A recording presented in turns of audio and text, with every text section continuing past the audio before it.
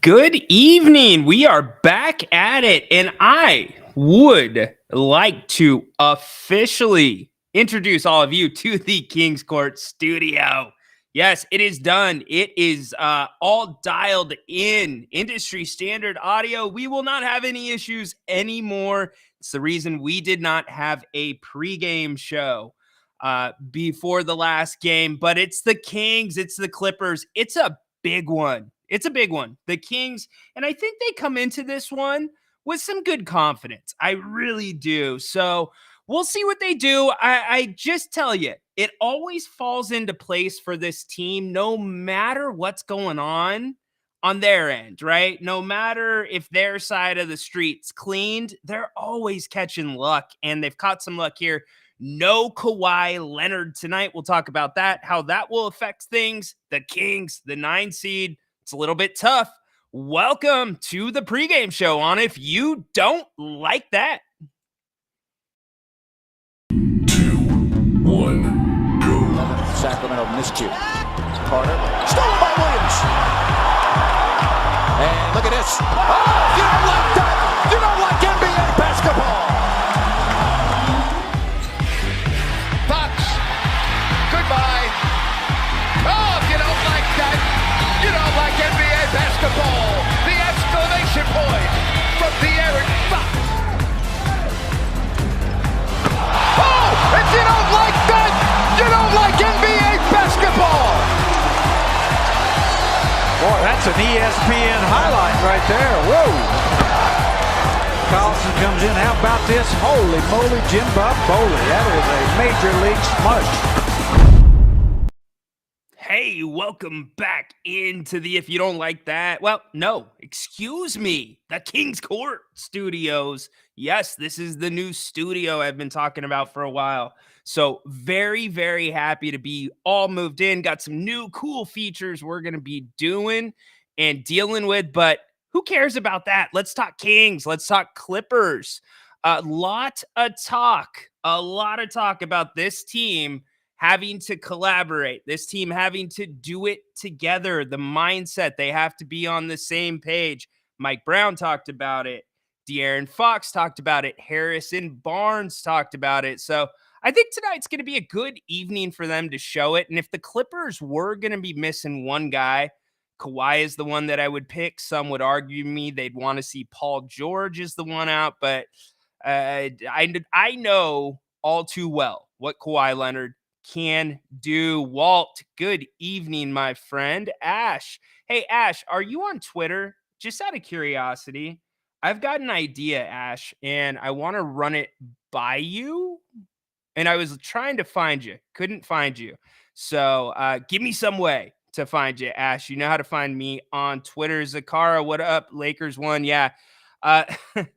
Do we want to talk about the Western Conference right now? The Kings are in the 9 seed. Not a great place to be with the schedule coming up. We've talked about how brutal the schedule is going to be after tonight. Hell, tonight, even with Kawhi out, that's going to be definitely a hard thing for them to overcome. I mean, it's a good team. Karen, go Kings. Yes, indeed. My boy Dan from Pops. What's up, dude? Hope you and the boys are doing well. Alberto. Yes, what's up, man? Think I'm spot on. 115 is the new number the Kings should be aiming for while staying defensively responsible.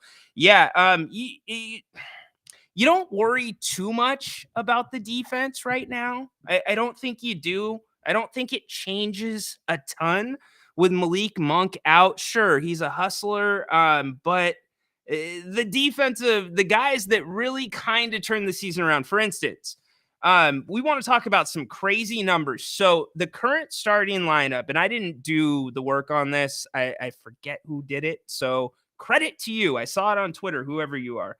But this current starting lineup, they've played 125 minutes together. Their net rating plus 15.4. That's crazy. And I know 125 minutes, not a huge sample size, but it's enough of a sample size. 122 offensive rating, 106.8 defensive rating during that time. Whew, that's pretty darn good. So I think 115 when they play that type of basketball, that is going to be the route for them to win. And those spray threes Mike Brown's talking about, those have to be how the Kings make up for their lack of explosiveness. I think that's why Coach Brown's making such a huge point to say if you've got two on you, spray the ball.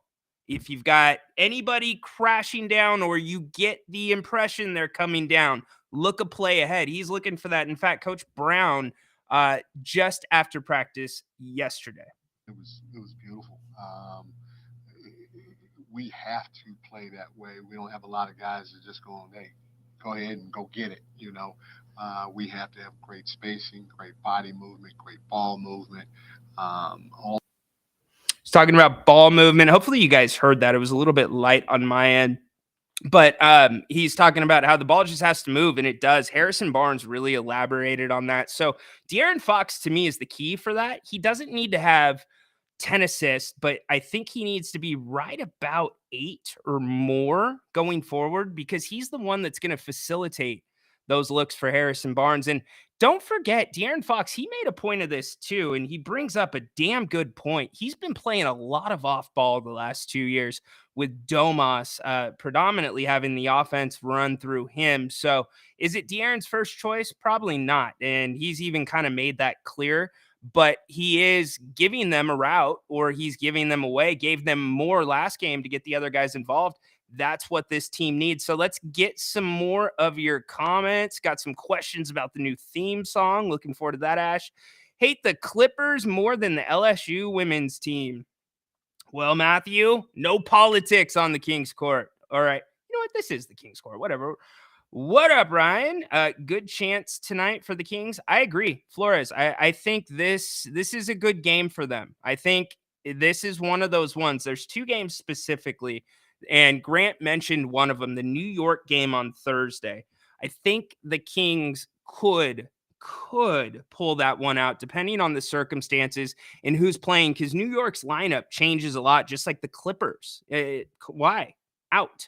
So that could be one. And tonight, to me, is one. Thursday, a fun day. How about this? Stockton Kings kick off their playoff run in Stockton. 7 o'clock. I'll be covering that one down in Stockton. So I'm not sure if I'll be here for the post game for the Knicks, but we'll figure that out. Get into some more comments. Let's see. Lur, good evening. Oh, thank you.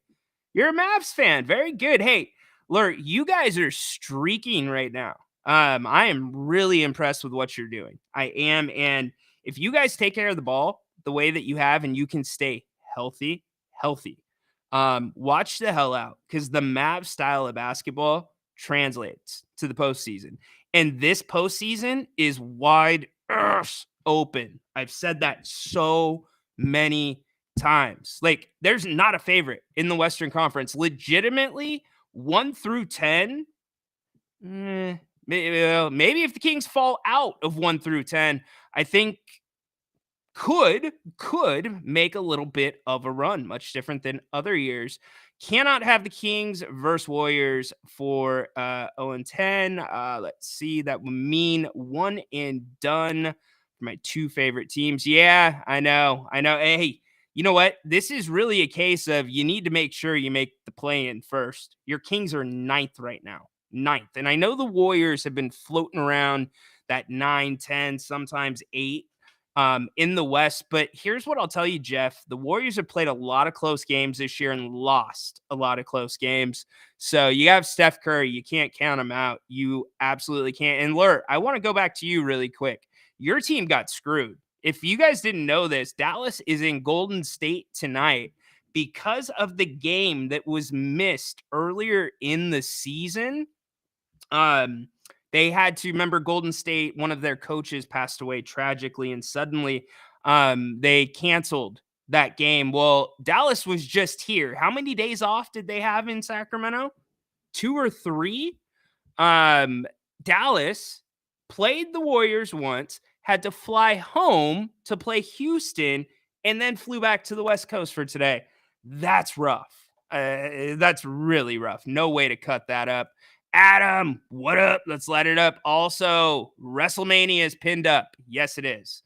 And by the way, for those that don't know or don't listen to the King's Court, got a lot of requests about doing like a combo episode with somebody that knows basketball, Kings, and also knows wrestling really well. So tomorrow at 3:00, you guys remember Nick Cattles? Yeah.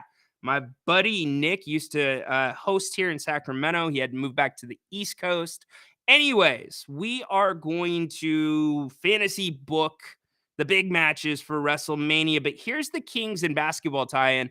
We're also going to fantasy book the first round of the Western Conference and the play-in. We'll fantasy book the conference winners and the NBA champion. We only have about 30 minutes with Nick, so we'll get it in. Then we'll get some of your calls in as well. Yeah, we had a Mavs fan, and they were showing love too. I respect that. Let's see. And Grant, do a hell of a show. Thank you. Appreciate it. No Warriors fans that tune in. That speaks volumes of what you guys do. Thank you, Alberto, very much. In fact, Larry Krueger is going to be joining me pretty soon. No way. Are you really? Okay. So there's like this kind of debate behind the scenes, Ash, and this has nothing to do with you. And this has everything to do with the clones. So some of my buddies that I'm really close with, some of them in streaming, some of them not, I told them that you were doing this, and they're like, oh, it's going to be AI. And I'm like, I don't think it is. And you're recording tomorrow. Love it, Ash. Thank you so much. Lath, what's up? Lath is a loyal supporter. Kings are 8th right now. Oh, well, okay. Yes, they are 8th, but that changed because of what happened. But okay, yes, but it is not a good 8th. Thank you for correcting me, Zakara. Thank you. Knicks 452. Yeah, the Knicks with Orlando, or no, Miami. That is a big one tonight. Let's see. The Clippers are the epitome of wasted tax dollars. Talk about that. I mean, Ballmer, well, let's say this. If there's a year the Clippers are going to make a run, I think it's going to be this year. And I know they've struggled here as of late, but kind of like I said with the Mavericks, I think their style translates. And so I don't know. With Kawhi, they can just, you could throw pretty much anything at them defensively, and they would be able to adjust. Now, let's talk about tonight's game. That's what I really want to talk about, and I appreciate all you picking me up on the standings. I read that wrong. Okay, here's what I want to talk about with tonight's game. Where are the holes for the Clippers? Where can the Kings be successful? What do the Clippers do well? What do they not do well? Well, here's the thing. The Clippers have won 3 of 4, 3 in a row right now. Everything you would expect them to do well, they do. And I'm going to tell you what their numbers scream to me in a second. But, you look at field goal percentage, 6th in the NBA. You look at 3-point percentage, 3rd in the NBA. Free throws, really good, 4th. I'm going to get to those stats in a second. Steals are okay, 7th. And the rest kind of, middle of the pack, maybe a couple stats. Other than these ones I'm going to touch on for the Clippers. The Clippers are an isolation basketball team. That's what they are. So tonight, kind of like Dallas did, or not Dallas, kind of like the Jazz tried to do because they were small. The Jazz had to. I think the Clippers are going to try to spread the Kings out a little bit. Again, a lot of pick and roll, a ton of pick and roll. They're going to give their stars space to operate. So what's that mean for the Kings? The Kings have to beat them to the spot defensively. That means they have to be in the spot where the Clippers want to initiate their offense before the Clippers can get there. They got to push them back. They've got to pressure them. And they've got to raise havoc. They've got to throw different looks at them with the guards. Now, here's the other thing that I'll say. Zone defense, I think, will be effective if you want to try to, and I know the Clippers shoot the 3 ball really well, but this is a case because of the Clippers' size, you want to make them beat you with the 3 ball. So I would be running some zone, and I don't know really who the Clippers are going to put in the middle of the zone. Remember, the Kings did that last time against the Clippers, and Kawhi was playing. So, hold up. We got to stop the show. We got to stop the show. The prescriber is in the house. Prescriber, what's good? What are you prescribing, prescriber? I think you prescribed a win last time and they won. So what's it going to be? Let us know. The prescriber, I wish I would have thought of that. That is such a good handle. Well done. Well done. Anyways, the zone defense, the last time the Kings played, it's why they won the game, because they were able to zone the Clippers, and the Clippers didn't have a guy to get into the middle of the zone to beat the zone. So tonight they have Paul George. That changes everything. Still zone him. Not saying you zone him all game. Give him a healthy dose of zone and make Paul George beat you from that middle spot. I'm not convinced he can. Paul George is a great player. Paul George is not necessarily a great distributor. So that's kind of the clash I want to see. The Kings have a clear advantage, as funny as it sounds, on the boards. So can the Kings take advantage of that? Really, boards, the Clippers don't do well. 21st in offensive boards, 20th in defensive, overall 23rd. Here's the other thing. The Clippers do not defend the three-point line well, which makes things really interesting in this game, because I talk about it nearly every day. Transition.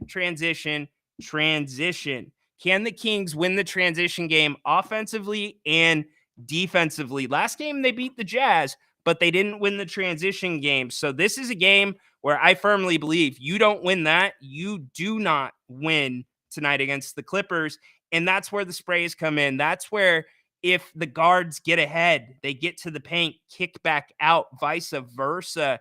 Many different things, because Mike Brown, in my opinion, Mike Brown wants that ball out now instead of taking it up, trying to get fouled, because the two's not good enough for this team. This team doesn't have the skill to score enough twos. They've got to kick out for that three. Now, can they take smart threes? Where is the basketball IQ? Will it be with the Kings tonight? I sure as heck hope so. I've been telling everybody for a minute, it's brunch season. Get out to Bennett's West Side Grill in Rockland, just one of their 3 locations, and all of them serve brunch on the weekends. One of my favorite places to go by far, and they've got some great weekend brunch deals. And by the way, I've announced this, or kind of flirted with it, and told some of you, if you listen to the King's Court, we are going to be doing a listeners brunch, and we're going to have VIP opportunities to be at the listeners brunch. We're also going to have some special guests. I actually was just talking to Brian Bennett today. So go check out Bennett'sRestaurants.com. You can get reservations. Remember, Mother's Day is coming up. And also, you can check out the different menus, order or buy gift cards, so much more stuff. You guys know about Bennett's. And again, one of the best places, easily in town. Love them and thank them so much for their support. All right. So again, we've kind of broke down this game. Kings and the Clippers coming up from the G1C, the last game for a while for the Kings at home. And can the Kings get out to a quick start? If we want to look at kind of what the Clippers have done the last couple of games, we can look at what they scored last game. And, I love my Apple computer, but sometimes my Apple computer gets those little corner bar pop-ups, like connect to AirPods or whatever, and they don't go away. I don't know why I'm talking about that, but let's get back on track. Talking about what the Clippers did the last time they hit the court against the Hornets. And again, no Kawhi Leonard in that game. He played 37 minutes, gives you 23 points. But that's a game where Paul George scored 41. 41, played 40 minutes. These guys are going to be well rested. Harden, 36 minutes. Really weird numbers in that one, by the way. Weird numbers. 1 of 3. 1 of 3. 3 of 4. Expect him to come out a little bit hotter. And then let's talk about the bench battle for the Kings and the Clippers. The Clippers have the better bench because we don't have Malik Monk.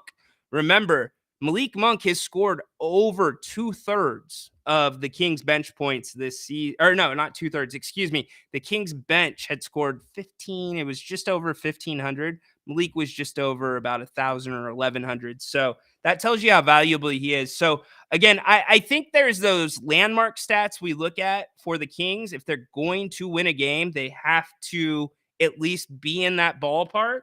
Well, this is a set in stone stat. If the Kings bench, and really, I mean, your bench now, your spotlight, Trey Lyles, it's on him.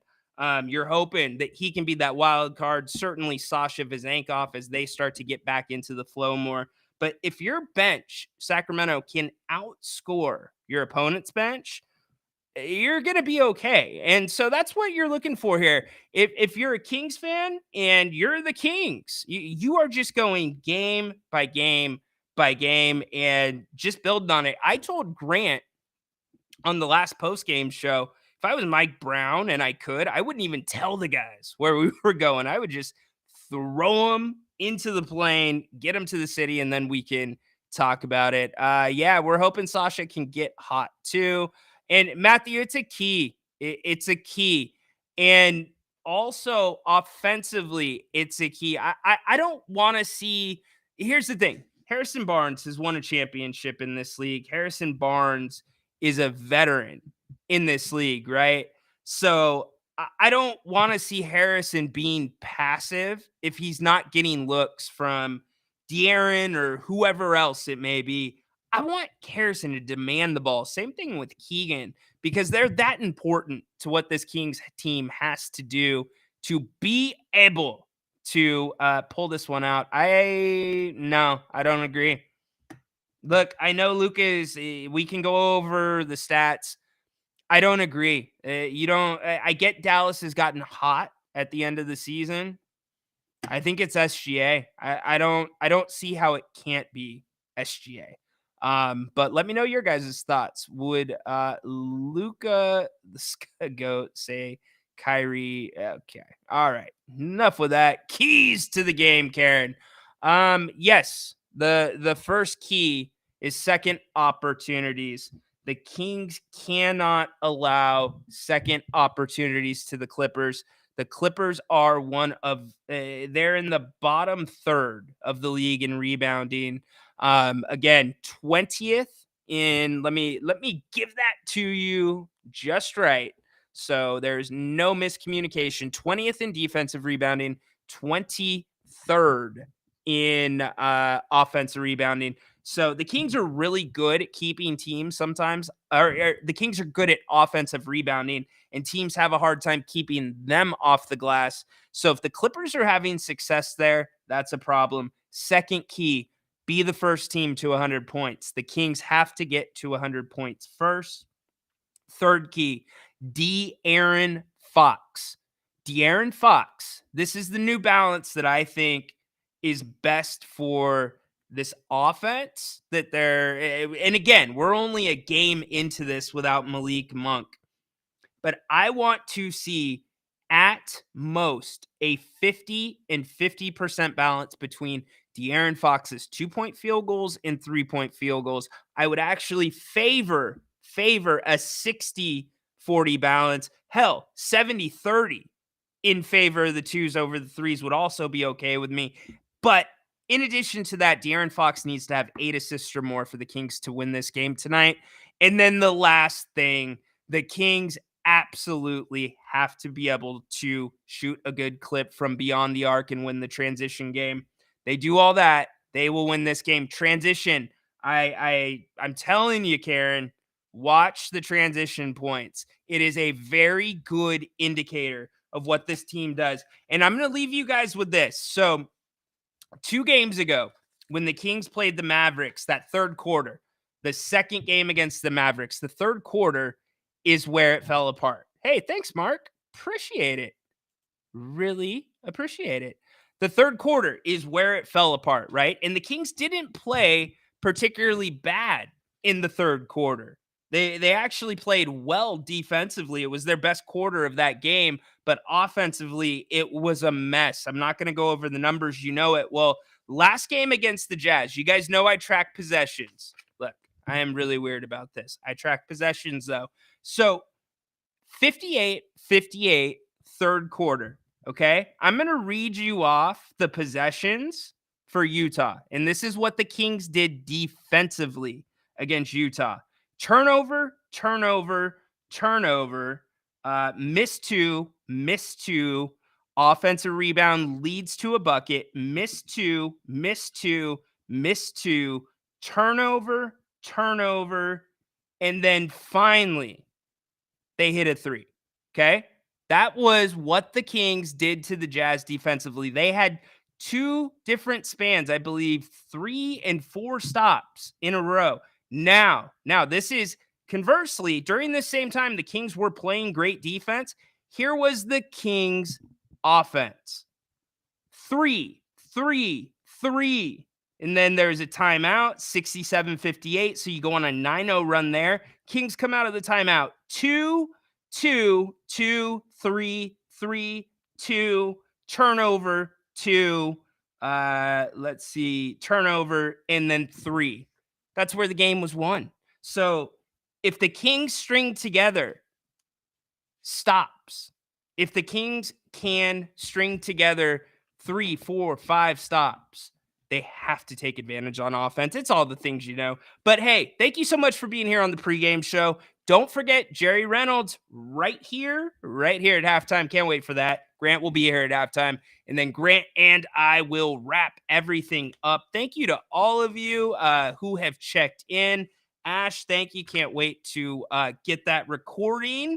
And you guys are the best community here in Kingsland. And again, if you don't already, do me a favor. Go and make sure you are subscribed to Grant's channel. Thumbs up, by the way, if you like what you're seeing. He has some really good stuff on there that you probably don't know about, like exclusive rant shows with Jerry Reynolds, Sean Salisbury, Ian Eagle. A lot of good stuff there. So go check that out. And then Court is in session. That is the King's Court. You are looking at the King's Court Studios. It's my podcast daily. Get you ready for the Kings. What's going on? Also covers the Stockton Kings. Congratulations to their coach, Lindsey Yardy and Vert, winning Coach of the Year in the WNBA. WNBA, G League. Absolutely cool. Congratulations to them. But go check out my page. Hopefully you'll like the audio. That will take you to my Twitter page where the King's Court is at. Hey, we'll see you at halftime. Go Kings. Light the beam. Have a good first half.